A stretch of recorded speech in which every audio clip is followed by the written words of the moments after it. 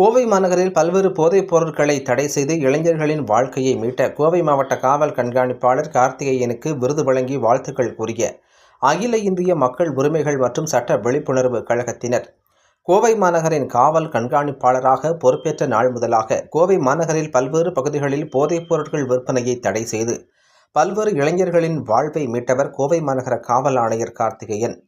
இவரது பணி மேலும் சிறக்கவும் சிறந்த போதைப்பொருள் தடுப்பு காவல் அதிகாரியாக செயல்படும் காவல் கண்காணிப்பாளரின் சேவையை பாராட்டி இன்று அவரது அலுவலகத்தில் காவல் கண்காணிப்பாளரை சந்தித்த அகில இந்திய மக்கள் உரிமைகள் மற்றும் சட்ட விழிப்புணர்வு கழக நிர்வாகிகள் காவல் கண்காணிப்பாளருக்கு விருதுகளை வழங்கி வாழ்த்துக்களை தெரிவித்தனர்.